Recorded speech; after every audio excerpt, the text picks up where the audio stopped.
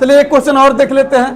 कह रहा है कि एबीसी एक क्या है, राइट एंगल ट्रायंगल है जिसमें एबी और बीसी ये आपस में दोनों साइड क्या है, बराबर है।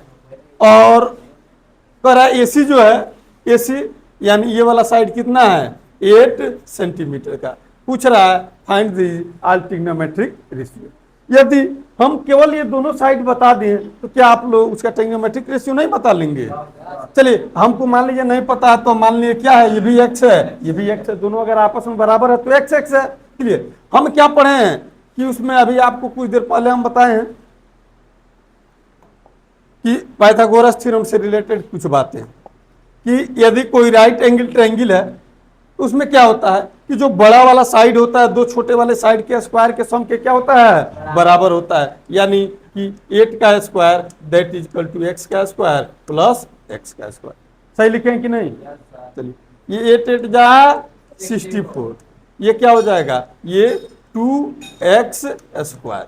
क्लियर? ये 2 ने 64 को मार दिया कितने बार में, 32। यानी एक्स स्क्वायर बराबर 32, तो x बराबर क्या हो जाएगा, अंडर रूट में 32। तो बोले हैं तो ठीक है, बोलने में और करने में दोनों में अंतर है। तो ये भी क्या हो जाएगा, अंडर रूट में 32, और ये भी क्या आ जाएगा, अंडर रूट में 32।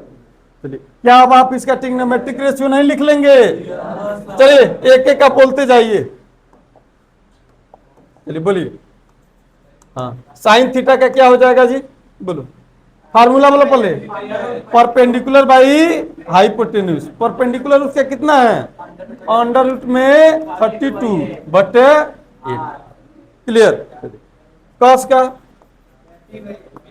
बी बाई एच, बी भी कितना है, वही अंडर रूट में 32 बाई 10 का पी बाई बी, ये दोनों आपस में बराबर है। क्या है, दोनों आपस में बराबर है। चलिए फिर काट का भी वही आ जाएगा। चलिए इसका सेक का, चलिए ये एच बाई बी बोले तो 8 बाई अंडर रूट में 32, और कॉसेक का